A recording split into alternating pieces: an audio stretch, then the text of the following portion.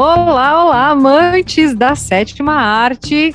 Calma, você não tá no podcast errado. Este é o Clube do Filme, mas hoje não é mais Michel Martins. Hoje não é mais, é boa, né? Este episódio sou eu, Gabriele Welter, na apresentação do Clube do Filme, e Michel Martins passou para um dos participantes. Tá aí, Michel?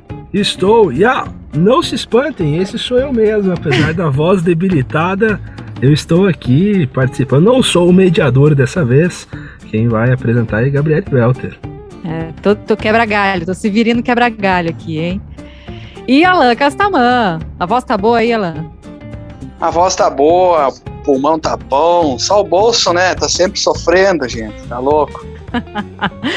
Ainda bem que é só você, viu, Alan? Dinheiro pros lados de cá não é problema, né? Piadinha é solução.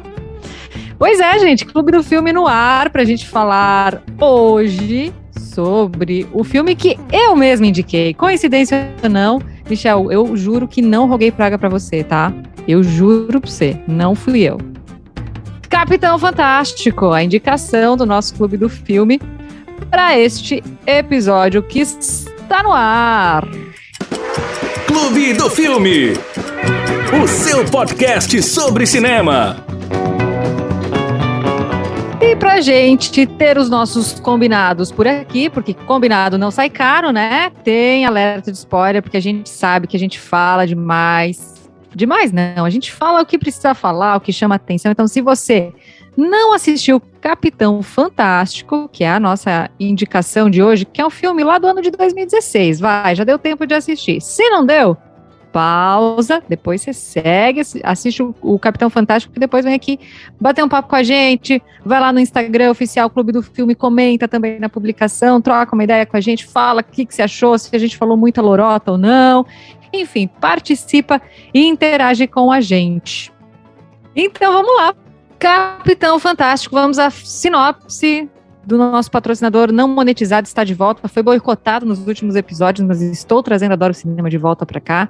Ben, interpretado pelo brilhante, já tô dando minha opinião aqui, Viggo Mortensen, tem 6 filhos, com quem ele vive longe da civilização, no meio da floresta, numa rígida rotina de aventuras. As crianças lutam, escalam, leem obras clássicas, debatem, caçam, praticam duros exercícios, têm autossuficiência sempre como palavra de ordem. Certo dia, um triste acontecimento, já dando spoiler por aqui, né? A mãe acaba falecendo e isso faz com que a família deixe o isolamento para o reencontro com parentes distantes, e porque era um desejo da mãe. E mais isso acaba trazendo aí vários conflitos. Capitão Fantástico, para nossa análise técnica aqui no Clube do Filme, Michel Martins. Qual a sua avaliação? O que você tem para falar? Eu tinha até... Ficou engraçado até no último episódio que eu falei quem é o Matt Ross, né? A gente ia descobrir nesse episódio. O Matt Ross, na verdade, ele é um ator, né? Ele foi um ator em vários filmes da sua carreira toda. Ele atuou e ele foi diretor apenas em 2 filmes. E um desses filmes foi o Capitão Fantástico. Ele que foi ator aí em filmes como Os 12 Macacos, A Outra Face, Psicopata Americano, filmes famosos, né? O Aviador, com o Leonardo DiCaprio também. Ele acabou se aventurando aí como diretor, e ele foi diretor de apenas 2 filmes. O primeiro filme é um filme com muito pouca expressão, muito desconhecido, e o segundo filme foi o Capitão Fantástico, que ele acabou mandando muito bem. Não sei se aí por méritos, a gente vai falar depois, talvez, de um estilo de filme que é mais batido, que tem aquela formulazinha do sucesso, ou não, né? A gente vai acabar discutindo sobre isso. Matt Ross, então, a gente descobriu nesse episódio quem é ele. Ele que é diretor e roteirista do Capitão Fantástico. Alan, o que você achou da direção do filme? Olha, eu gostei muito da direção do filme. É um filme curto, poderia ter alongado ele um pouco mais e explorado um pouco a questão das viagens, porque uma boa parte do filme a família passa uma boa parte do filme a família passa viajando, né, até chegar no velório da mãe deles, né? Já dando spoiler aqui, que a mãe deles morre, embora ela não apareça no filme, praticamente. E poderiam ter explorado mais essa questão da saída, né, da selva onde eles estão até a chegada na civilização urbana novamente. Mas gostei da direção, sim, muito boa. Embora o diretor ali não seja um cara tão experiente, mas ele mandou bem. Até numa das análises que eu vi, né, referiam-se a ele como um roteirista de terceiro escalão de Hollywood, né? E ele conseguiu fazer esse filme de um jeito muito brilhante, assim, na minha opinião. Conduziu o roteiro a partir de diferentes perspectivas, ou seja, ele não está tentando pregar uma ideia para ninguém, muito pelo contrário, ele vai deixando muitos questionamentos, muitas pontas abertas, sabe? Nenhuma convicção sobre alguma coisa em específica, sobre uma ideologia que deva ser seguida. Sobre faltas, ausências na narrativa, para mim a sensação que ficou é de uma ligação um pouco mais, de contar um pouquinho mais da história do antes, né? Do antes da mãe morrer, de como foi, de exatamente como é que foi construído o processo deles decidirem ir pro meio do mato, né? O que levou eles a tomarem essa decisão. Claro, é citado, fica claro no filme que eles não concordavam com o andar da sociedade, que eles estavam preocupados com o mundo que os seus filhos estavam sendo criados, que eles estavam nascendo, né? Então, eles decidiram dar um outro tipo de educação. Aliás, é um assunto que a gente pode entrar mais à frente, tem uma questão da desescolarização também, deles não irem, né? De educação, tem uma pauta. Esse filme repercute muito nesse lugar, né? Em várias conversas ou debates sobre isso. Então, para mim, ficou faltando um pouquinho de embasamento na narrativa do porquê eles foram. Mas isso é uma análise que eu tenho, assim, discutindo muito depois do filme, porque em si, ele cumpre muito bem o seu papel, né, como roteirista e como diretor. Olha, eu acho que já essa parte aí do contar antes, eu discordo porque já tá dito que foram e acabou. Eu não acho que precisava contar, não, acho que ele parte desse pressuposto e ele funciona bem assim. Porque justamente a direção e o roteiro, eles seguem, né, a ideia, eu acho, principal do filme, é esse road movie, né, esse filme de estrada, parecido aí com A Vida Secreta de Walter Mitty, de Little Miss Sunshine, que tem essa aventura na estrada, esse explorar o desconhecido, conhecer o novo, e ele segue essa fórmula dos problemas na estrada, as revelações que são feitas para no final acabar aí de uma forma mais conciliadora e mais feliz. É aquele roteiro batido que funciona sempre, né? Um filme que sempre alegra, que sempre dá aquele deixa o coração quentinho, né? No final, então eu acho que ele se manteve aí na média, se manteve aí sensato, não fazendo além, talvez até do que as capacidades dele como diretor e roteirista, ele se manteve aí dentro do que ele era capaz e fez muito bem. Não tentou forçar a barra, né? Porque tem momentos de humor, tem momentos de drama, eu chorei, eu ri, enfim, mas méritos aí pro diretor. Vamos falar da fotografia do filme, esse assunto que você, Alan, e você, Michel, dominam muito melhor que eu, conseguem fazer ótimas observações sobre isso. Alan, comece você agora. O que você achou da direção de fotografia do filme? Então vamos lá, né? Dentro das cenas que a gente tem de fotografia, dentro das cenas que a gente tem no filme, a fotografia ela é muito bem utilizada, várias delas com cenas de luz natural, ou quando a luz é artificial, então, por exemplo, cenas noturnas, fica aquele breu, assim, não dando a entender que nem aqueles filmes que tem uma luz de vela ou de fogueira que clareia tudo, né? Então, ele foi bem comedido nas iluminações, mas o destaque da fotografia, para mim, são os cenários. Esse mix entre selva de pedra e a natureza, né?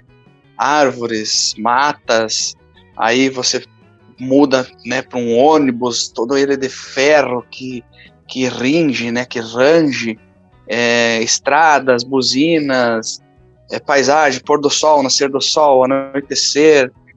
Enfim, gostei muito da fotografia desse filme também. E é nesse ponto que eu acho que eles poderiam ter explorado um pouco mais, lembrando até aquele filme que a gente assistiu, da mulher lá, meio nômade e tal, que ela decide, que trabalha na Amazon lá, esqueci o nome, desculpa. Nomadland. Então, assim, Nomadland. Então, ele poderia ter explorado um pouquinho mais as paisagens, né? Porque, numa viagem de 2 dias, que é mais ou menos o que eles demoram para ir da onde eles estão até o velório, quanta coisa bonita eles não vivenciaram, não presenciaram dentro daquele ônibus, né? É um trajeto longo, então acho que poderiam ter explorado mais a fotografia no quesito paisagens, porque os Estados Unidos é lindo, né? Eu achei muito bonito quem foi a diretora de fotografia deste filme, né? Quem deu aí o aval e o pitaco na maior parte dos cortes de cena e posicionamentos de câmera foi a Stephanie Fontaine.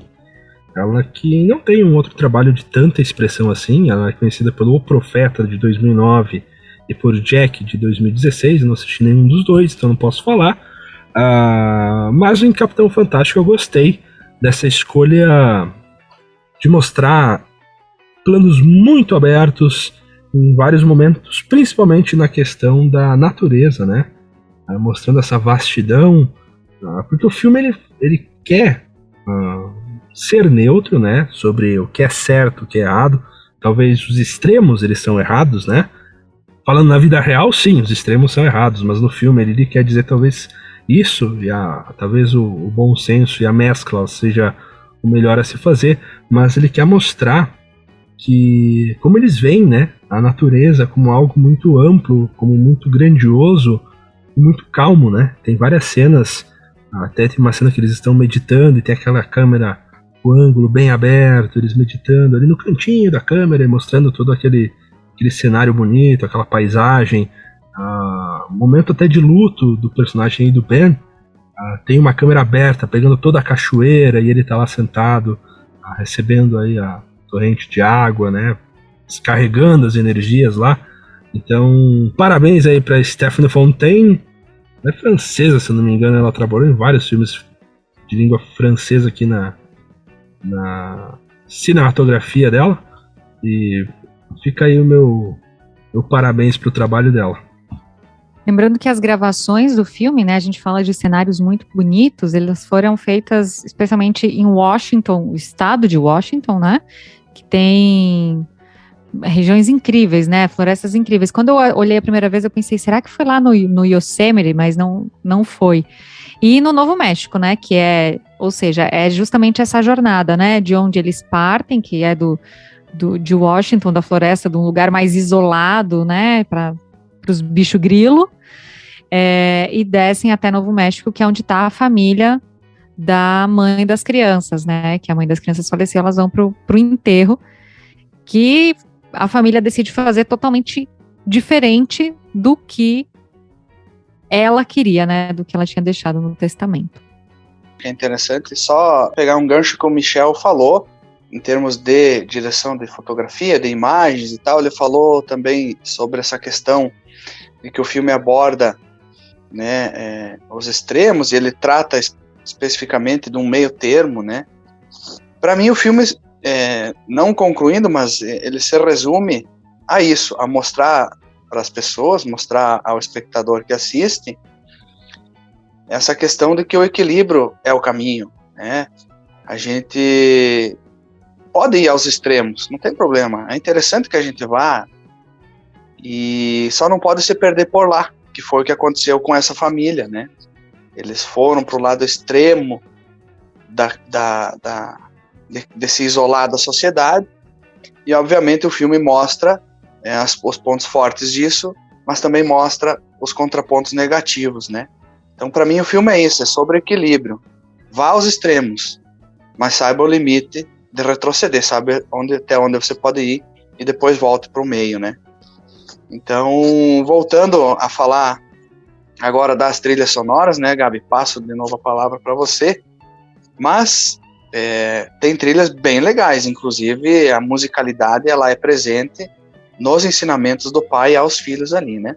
Exato, é um mimo, né? Esse filme é um mimo com a questão sonora, da musicalidade, tanto numa composição que me chama muito a atenção do fato de o filho tá lá irritado, aí ele vai destoar da música ou do clima que estava em volta da fogueira, e eles acabam criando uma música a partir daquilo. Então tem um lugar de muita criatividade musical também incentivada na família. Isso a gente está falando, né, da produção do filme, mas o filme, assim, como produção musical, né, a produção musical do filme, para mim, muito bem feita, né? E eu que já enjoei de Schwitz é boa. Eu que já enjoei de Sweet Child O' Mine, que é uma música chiclete, todo mundo canta, em todo lugar, toda festa tem. Mas ela foi interpretada de um jeito, assim, tão mimo, tão lindo, né? E no ritual que eles estão cremando, de um jeito bem rústico, a mãe, né? Que era o desejo dela. Então, uma composição sonora que, para mim, é muito bem feita. Eu também destaco essa cena da fogueira aí, porque ela, desde o início, ela já mostra de uma forma muito inteligente esse início de discordância aí do personagem do Raylan, né? Que é aquele filho do meio. Ele vai ter um plot com ele, que ele vai discordar mais, que ele vai falar que odeia o pai dele, ele é aquele ponto de ruptura, né? Na família.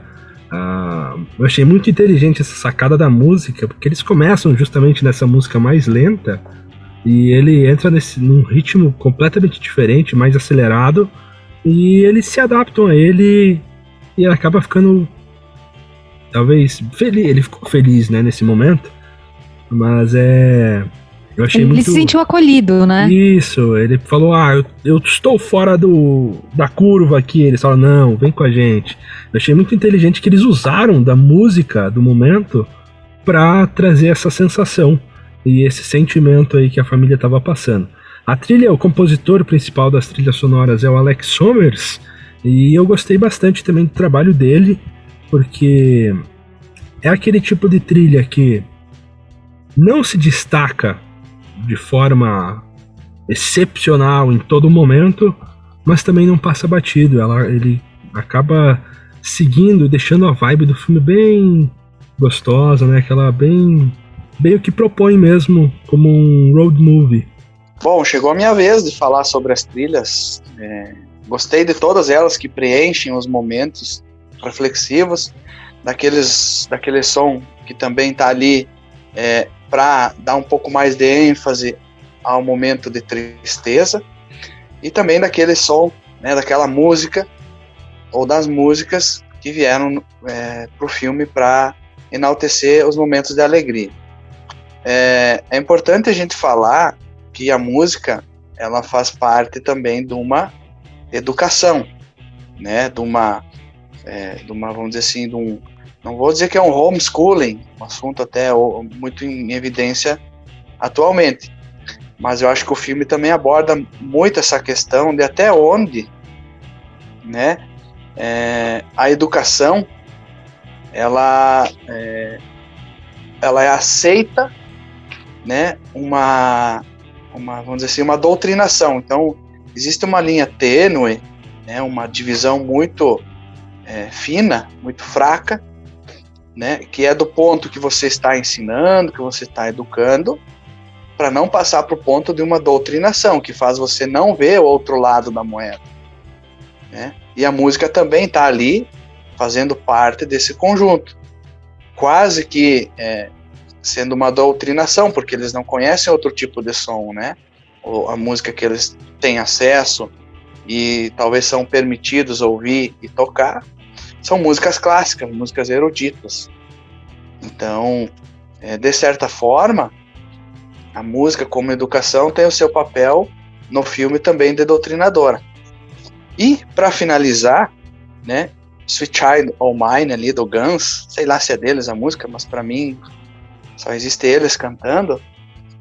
Foi muito legal eles ter colocado isso, porque a letra até combinou muito bem com aquele momento do velório, né, da cremação. algo que ela tinha deixado escrito num testamento, que queria música e dança, né? Então, acho que foi muito bem a calhar aquela cena, meio que foi uma cena assim que acho que ninguém vai esquecer, de quem assistiu o filme jamais vai esquecer.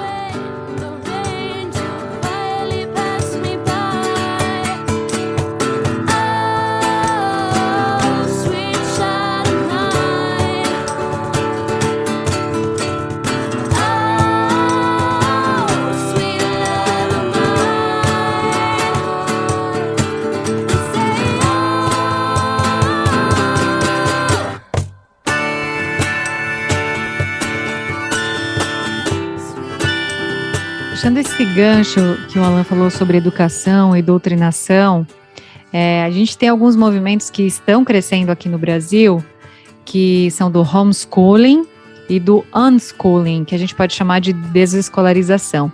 E aí, momento educação aqui no nosso Clube do Filme. Existe uma diferença, né, entre esses movimentos do homeschooling e do unschooling. Eles são muito comuns nos Estados Unidos, né? E aqui no Brasil, a gente traduziria o homeschooling como os pais, né, tirarem a criança da escola, mas seguirem um cronograma didático, digamos. É como se eles fossem só tirar a criança da escola e colocassem, ou eles educassem os filhos, ou tutores fariam essa educação, ou seja, teria, digamos, quase que carga horária, enfim, teriam os objetivos ali a serem alcançados. E quando a gente fala do unschooling, que é a desescolarização, como foi traduzida aqui no Brasil, coincidência ou não, justamente nessa semana eu estava assistindo um material da Ana Tomás, que é uma atriz bailarina, e o marido dela, que é o Fábio Markoff, ele é um argentino, mas que mora aqui no Brasil já tem muito tempo, e eles são muito conhecidos dentro desse movimento do unschooling. E aí, o unschooling, ele é você não ter uma carga didática para transferir para a criança. Você não vai sentar lá, você não vai virar professor do teu filho. É você incentivar a criança e dar meios para ela ir descobrindo o que ela quer. Se ela quer música, se ela quer cozinhar, ela vai aprendendo. Ela vai aprendendo a ser alfabetizada. Acreditar que a educação vai partir mais do interesse da criança do que imposição de um adulto. E eles foram numa entrevista lá em 2017, eu acho, no programa do Bial, e caramba, eu me senti até desconfortável, assim, com a entrevista, porque era quase uma inquisição, assim, acusando eles do movimento deles ser muito perigoso, porque como se eles fossem pregar que as crianças não deveriam estar mais na escola, né, que o movimento deles também fala de desescolarização das escolas, que a gente sabe que não é uma realidade possível, no sentido de olhar para os potenciais das crianças, né? De não igualar todo mundo de um jeito mediano, porque tem gente que vai gostar de educação física, tem gente que vai gostar de português, tem gente que vai gostar de outra coisa, de música, né? E ter um espaço para a criança se desenvolver no que ela é boa mesmo, né? Naquela habilidade que já vem de berço, assim, no seu dom, né? Quase entra na história do soul ali. O que ela fala muito desse movimento, que, por exemplo, o filme mostra um pai tentando lutar contra o sistema, né? Ele prepara os filhos não só para o meio de vida alternativo, mas como ele tem esse embate com o sistema. Ele não quer que os filhos tenham contato com o mundo lá fora, que é exatamente esse ponto que você falou de doutrinação, ou seja, ele está tirando de um lugar de doutrinação e está colocando num outro lugar de doutrinação. Quando, na verdade, pelo menos o movimento do unschooling, da desescolarização que existe aqui no Brasil, a ideia é ter liberdade para escolher, né? A gente sabe que não é uma realidade para todo mundo, ainda mais num país gigantesco como é no Brasil. Na Finlândia, por exemplo, já tem escolas que funcionam assim, com esse processo de não ter uma carga horária que todas as crianças não têm que cumprir, cada criança vai se identificando, mas Finlândia, gente, não estamos falando do Brasil, né? Então, e esse filme é muito, o Capitão Fantástico é muito usado nessas campanhas de desescolarização, só que tem esse viés, né, do tipo, tem que ter uma liberdade, você não pode impor, tanto é que o embate do filho mais velho, que é o responsável, que já quase assume um lugar de ajudar a criar os mais novos, ele também entra nesse embate, porque ele quer ir a faculdade normal, e a mãe tinha esse embate, e o pai não quer. Então, para mim, o filme é muito gostoso e muito legal nisso, porque mostra todas as falhas desse sistema tão idealizado do próprio, do pai, né, do Ben. Então, é justamente nessa, dei uma super alongada aqui, mas na questão do equilíbrio que você falou, né, Alan? Exatamente, porque mesmo que a liberdade seja dada de uma forma total, você tem que ter uma orientação, né? Principalmente quando criança, porque senão ela vai jogar bola e vai dormir o dia inteiro, né? Então é difícil a gente ir para um lado. Não, tira 100% da escola. Não, deixa 100% da escola, né? Sempre eu acredito que tem que haver o equilíbrio. Então, tem regras a seguir, mas tem a liberdade para explorar, sempre, né? E voltando a falar do filme, que também pontua algumas coisas negativas dessa doutrinação, ela é totalmente direcionada para o relacionamento entre pessoas. Então, talvez, se fosse viver isolado mesmo dentro da cidade, eles não teriam dificuldades. Mas quando eles precisam se relacionar com outras pessoas, aí fica complicado, né? Então a gente vê o caso do filho mais velho, que já é um adulto praticamente. Ele sai lá para fazer um namorico com a menina, e aí ele se declara, ele se ajoelha, ele já foi ensinado talvez a respeitar tantas mulheres que ele já quer casar, é a mulher da vida dele, e ela manda ele pastar, te vejo amanhã, se der tudo certo, se não, tchau, né? Então, tem essa questão também, né?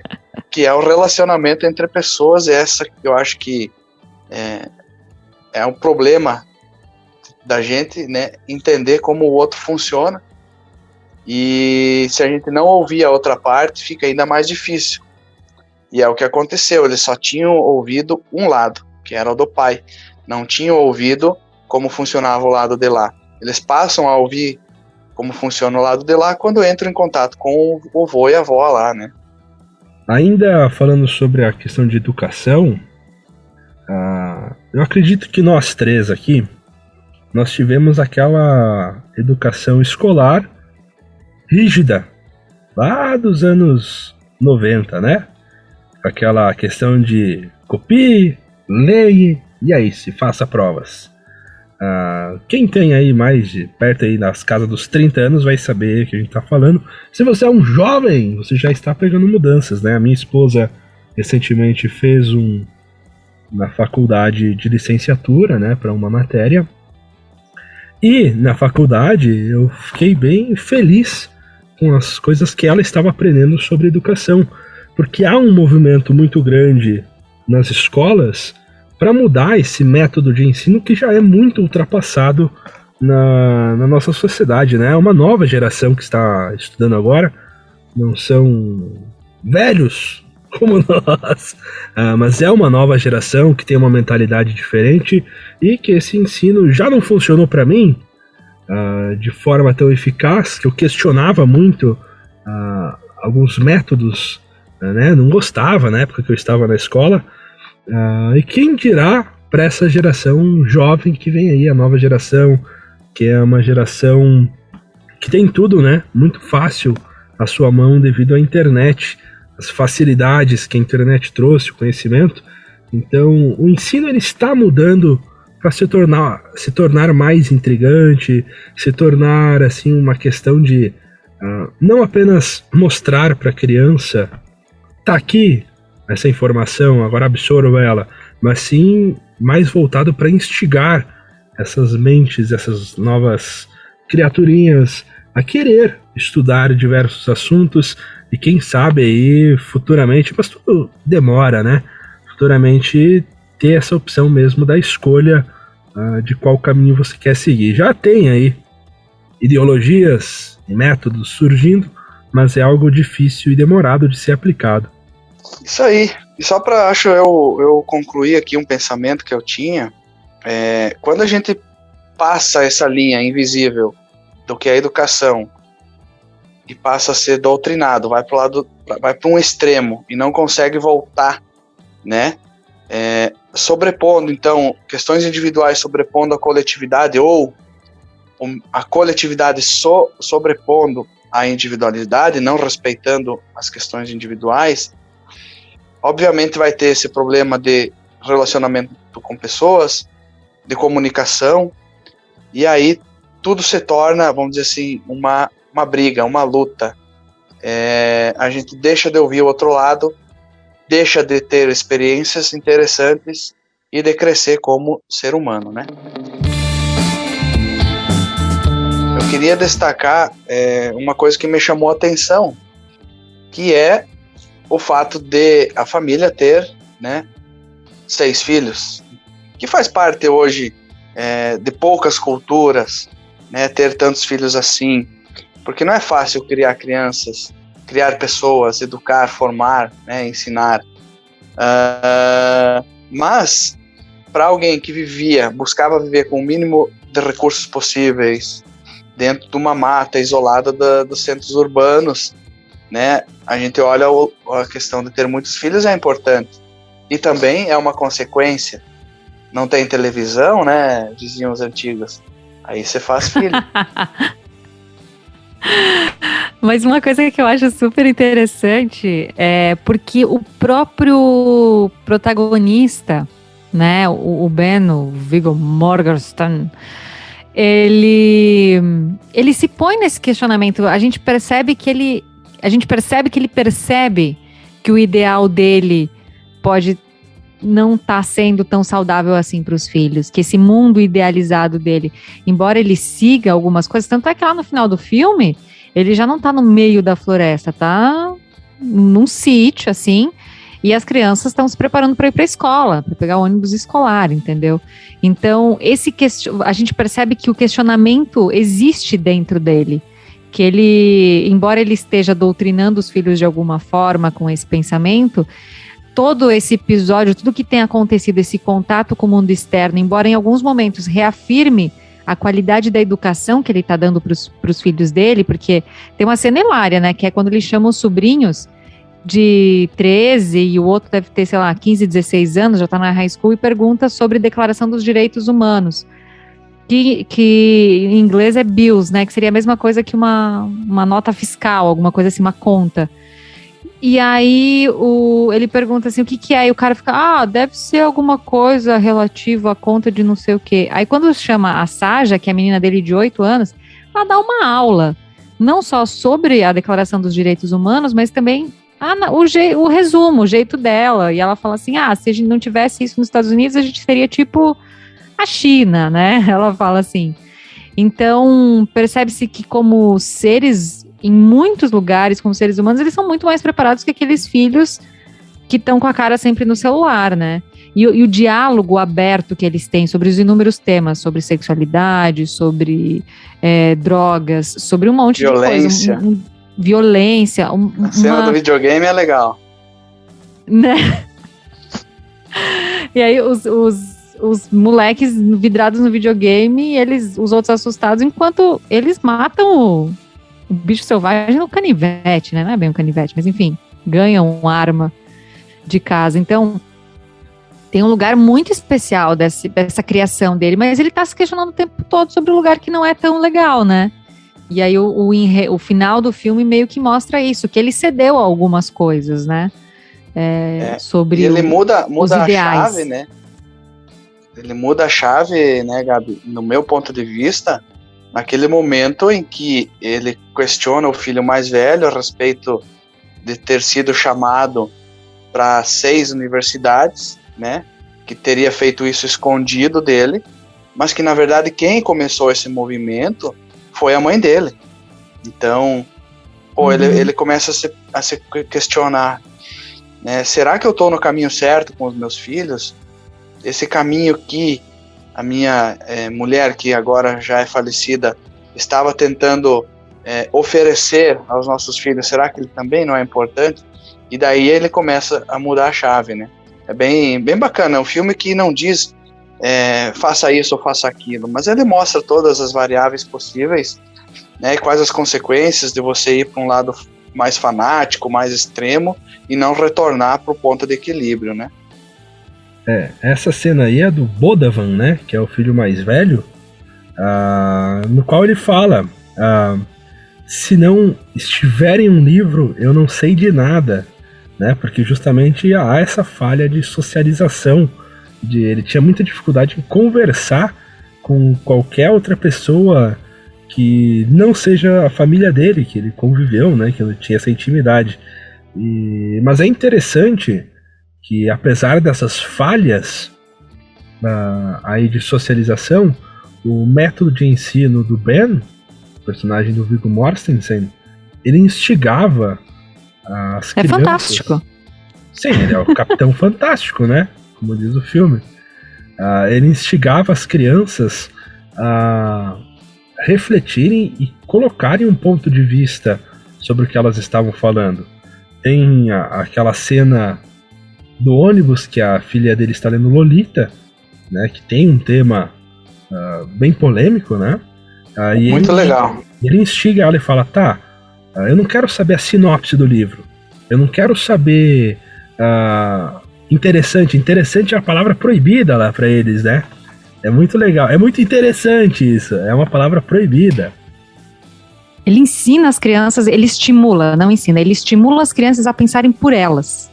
Sim, daí naquela cena do livro da Lolita, ele fala, eu não quero saber sinopse, eu não quero palavras rasas, eu quero saber quais são os seus sentimentos, qual que é a sua opinião sobre isso. E ele instiga ela e ela fala, e ele fala, muito bem, parabéns. Então esse tipo de ensino é muito interessante e é o que devemos trazer para nós, né? Acho que um ensinamento, se questione, pergunte a si mesmo sobre algum assunto, não apenas leia e replique as coisas que estão aí. É algo que a gente pode aprender com o Capitão Fantástico. Exato, né? Num mundo em que você vê um comportamento de manada cada vez mais estimulado, né, por rede social. Como o Alan falou em alguns episódios anteriores, acho que era na questão do não olhe para cima, né? A rede social e o jeito que o marketing tem funcionado em alguma medida, faz as pessoas comentarem, replicarem coisas, comentarem coisas banais só para estar no meio do assunto, sabe? Não dá um tempo de a pessoa formar um senso crítico, né? Cada vez as conversas são mais rasas, cada vez as pessoas pensam menos por si, porque essa é a verdade, a gente tem tanta liberdade, tanto acesso à informação, mas as pessoas não param para fazer uma análise. Por quê? Porque dá trabalho. Dá trabalho você pensar por você mesmo, você ter uma análise que é sua. E você não precisa nem sair por aí defendendo, ou militando, ou se engajando em qualquer luta contra alguém. Não é isso, é você pensar por você, sabe? De ter uma opinião que você formou a partir do seu raciocínio. E nesse ponto, o filme é muito rico, né?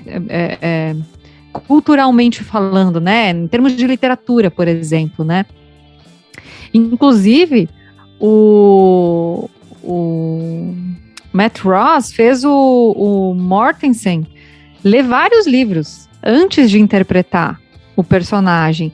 E muitos desses livros são citados durante a narrativa, né? Então você traz um conhecimento, né, do próprio diretor e roteirista. Entre os filmes estão Armas, Germes e Aço, Os Destinos das Sociedades Humanas, que é do Jared Diamond. Tem Middlemar, Um Estudo da Vida Provinciana, do George Eliot. O Tecido do Cosmo, do Brian Greene. Irmãos Karamazov, um clássico de Dostoiévski. O Vladimir Nabokov, que é então o autor de Lolita, né? Que o Michel citou aqui, aquela cena linda, né? Muito, muito boa aquela cena mesmo. E o próprio Noam Chomsky, né? Que é o cara que eles não comemoram o Natal, eles comemoram o aniversário, acho que é do Chomsky, né? Que é um estudioso norte-americano, um cara que realmente existiu, né? Não o Papai Noel, né?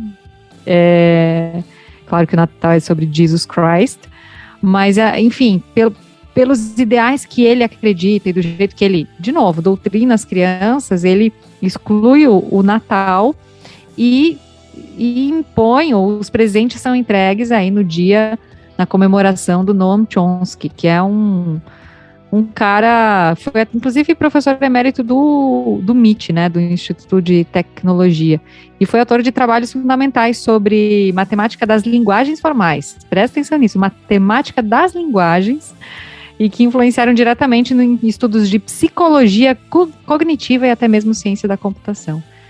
Então, filme riquíssimo, assim, de verdade, me impressionou.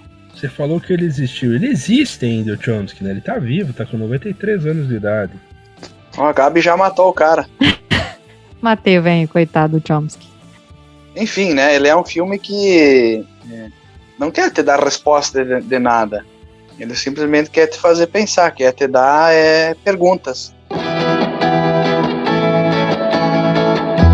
Bom, vamos falar sobre os atores, né? Além da super atuação do Viggo Mortensen, que tem esse sobrenome dinamarquês, porque realmente o pai dele é dinamarquês, a mãe aqui é americana.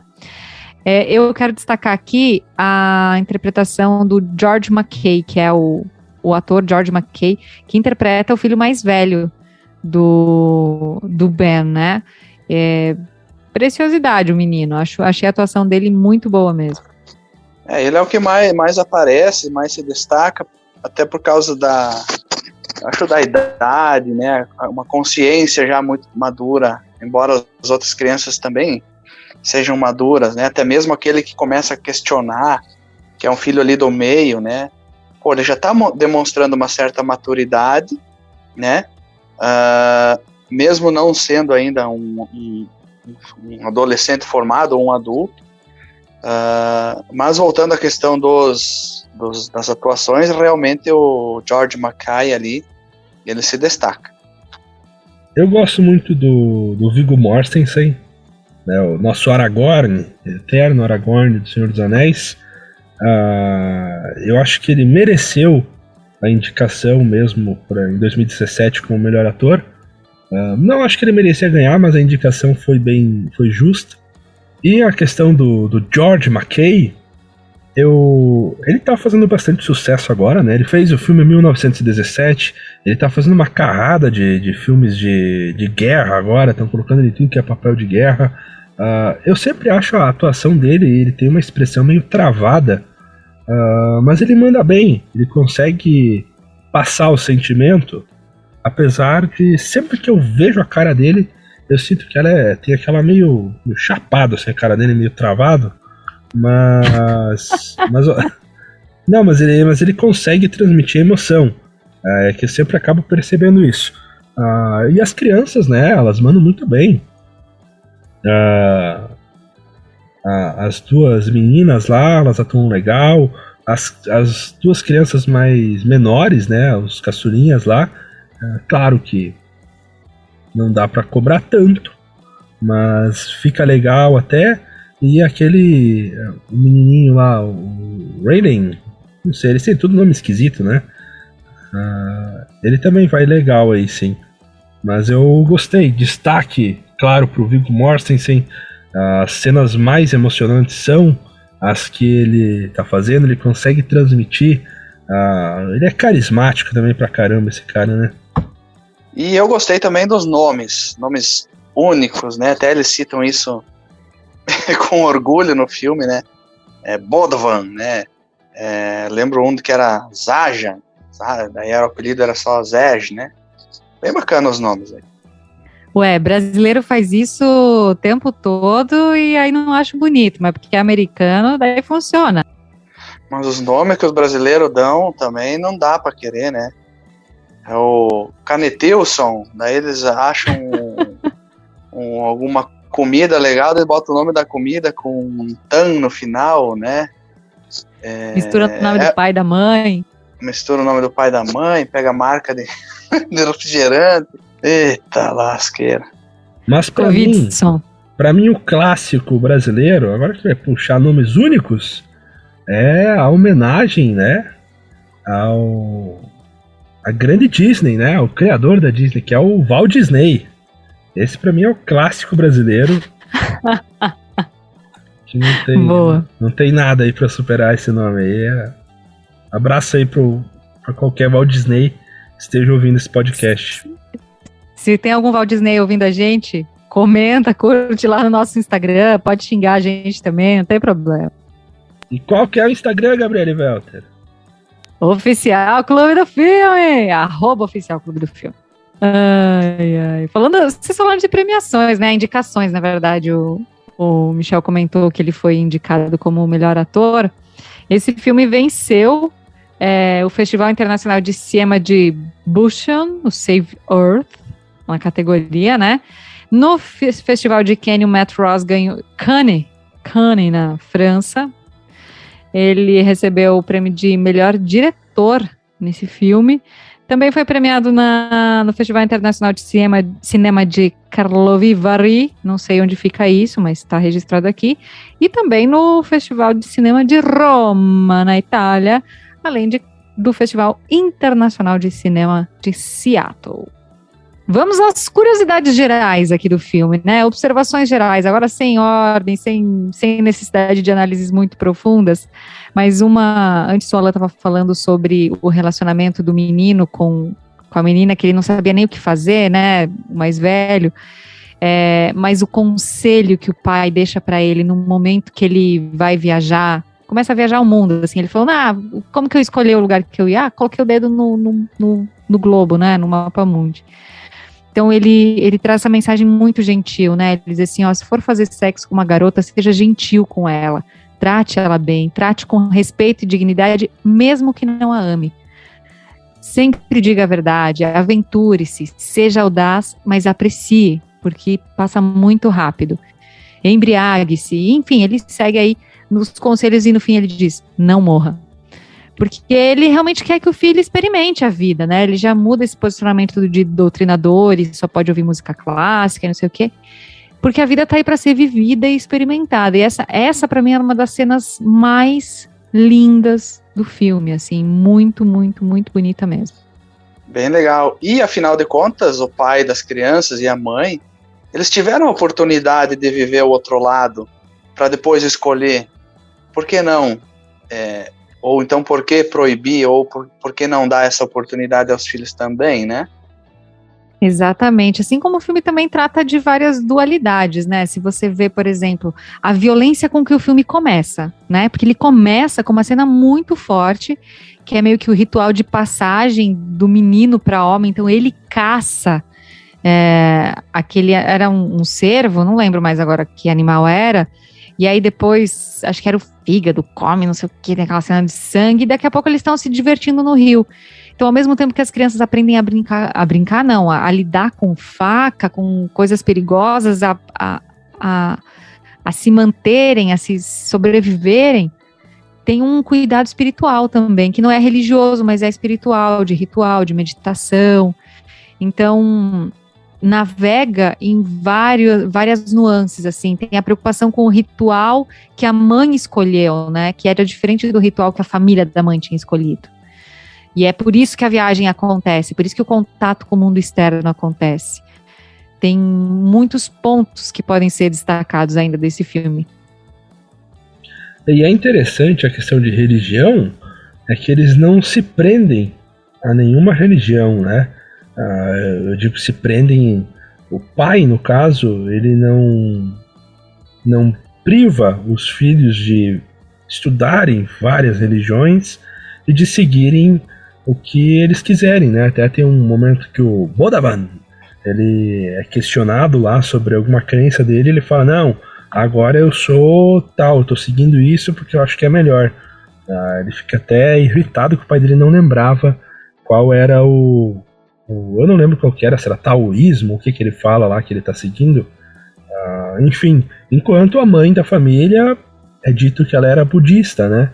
Então é interessante que ele fala sobre isso, ele fala, nós não seguimos um sistema religioso, nós seguimos ideais e filosofias como uma religião, né? É meio livre, é meio solto para cada um dos filhos, dentro de todos os seus estudos, verem o que eles acham que é mais certo para eles, que se encaixa melhor. E já que eu sou a a guria das frases de efeito, né? Que anota as frases de efeito dos filmes. Tem uma ideia deles que é dita no começo do filme e é repetida no final também, que mais pro final, né? De que a gente não é definido pelas nossas palavras, mas sim pelas nossas ações. É o que a gente, muito mais o que a gente faz do que aquilo que a gente fala, que faz a diferença no mundo. Oi, tem uma curiosidade que eu anotei aqui também, que eu achei muito legal. Não parece que o cara tá tomando chimarrão várias vezes lá? Um tererê, um chimarrão. Ele estava tomando chimarrão, sim, eu percebi isso também. Não sei, fiquei curiosa pra saber que bebida era aquela que ele tava tomando, se era o nosso chimarrão aqui ou se era outra coisa.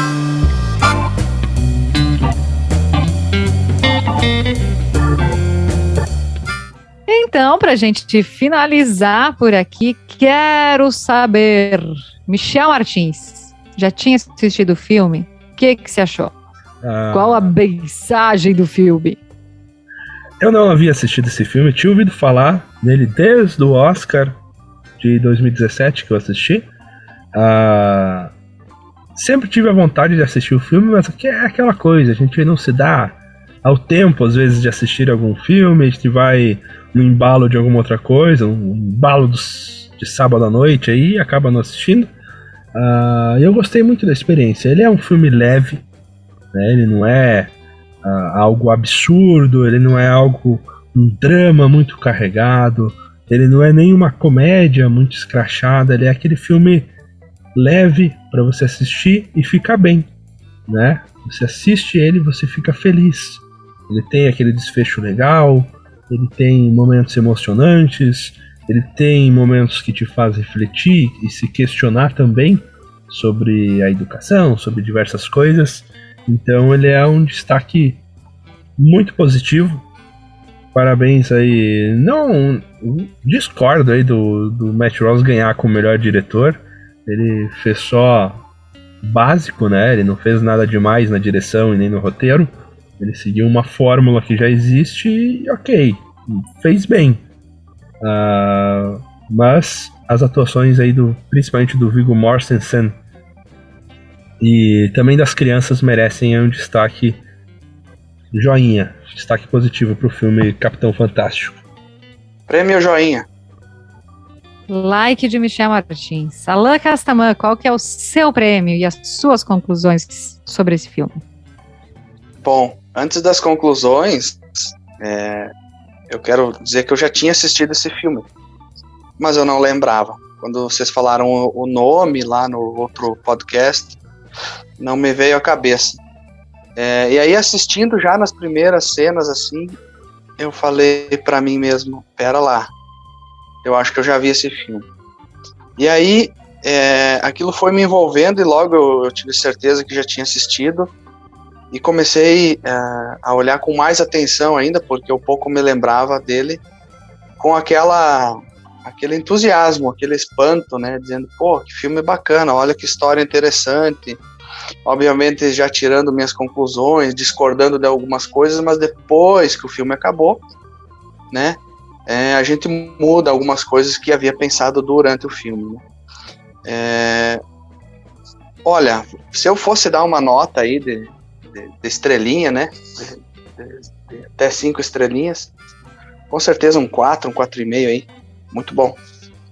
Ó, a Alain já querendo instituir nota, eu que odeio dar nota pras coisas, né? Eu pensei que o Alain falando sobre nota, a Gabi devia estar se remoendo ali. Já deixo claro aqui de cara que eu não vou dar nota, né? Eu não tinha assistido esse filme, indiquei um filme que eu não assisti. Quem indicou esse filme? Né? Nota de não, rodapé também é muito pequeno, pro tanto que eu falo, nota de rodapé não cabe. Quem indicou esse filme, quem me falou sobre esse filme, dizendo que era um dos filmes mais lindos que já tinha assistido, foi uma ex-colega de faculdade nossa, a Silvana Weber. E aí, quando eu tinha que indicar o filme na semana passada, e eu tava naquela, meu Deus, qual que é? E eu lembrei do filme Na Natureza Selvagem, que eu sabia que tinha mais ou menos um enredo próximo, assim, sobreviver na natureza e tal. E até existem comparações entre esses filmes, né? Se Na Natureza Selvagem teria dado certo, o protagonista seria o Mortensen ali, né? Seria o Ben. Teria encontrado alguém, casado, enfim. Que também é um filme que não é recomendação para o próximo, mas quem sabe um dia apareça por aqui, até porque tem, enfim, uma trilha sonora incrível, uma história baseada em fatos reais. Gostei muito do filme, acho que traz questões, assim, super contemporâneas, né? Super atual, suscita várias questões sobre paternidade, sobre família, sobre a sociedade, sem dar muita resposta pronta, mas deixando muitas indagações, que é isso que a gente já comentou, e é o que eu adoro num filme, né? Que permita que eu possa refletir mais e buscar mais informações sobre os assuntos que me interessam e aí poder tirar as minhas próprias conclusões. É um filme que faz rir, é um filme que faz chorar, e um filme que acaba deixando a gente leve no final e muito reflexivo. Um filme que particularmente, um tipo de filme que eu gosto muito. Então, estou bem feliz com a escolha. Obrigada, Silvana, pela indicação. Obrigada, gente, por ter topado o desafio, embora vocês não tenham muita escolha, né? E vamos para o próximo indicado. Quem faz a indicação do próximo filme? Michel Martins. Aê, pra mim é sempre uma alegria aí, que eu sei que vocês ficam ansiosos pelas minhas indicações. É uma desgraça. É uma desgraça. Fica entre o terror que eu não quero e a animação que o Alana não quer, né? Não, então dessa vez, ele é um filme que flerta com o terror, mas não é. É uma ficção científica, é um filme de 1984, dirigido por ele, né? James Cameron. Um filme aí com Arnold Schwarzenegger, é O Exterminador do Futuro. Primeiro, o clássico. Qual que é o ano? 84? 84. Onde você encontra para assistir, se você está se perguntando agora? Se você tem assinatura na Amazon Prime Video, se você tem assinatura no Telecine, Globoplay, você pode assistir. Esse filme está disponível hoje, nesse exato momento, está disponível nesses canais por assinatura, ou você pode alugar aí no YouTube, YouTube, Google Play Filmes e Apple TV, também está disponível para locação. É o filme O Exterminador do Futuro, do James Cameron. Vamos lá, de volta ao passado, né?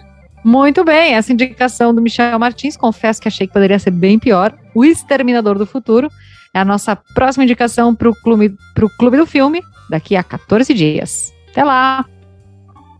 Feito! Valeu! Tchau! Beijo, tchau!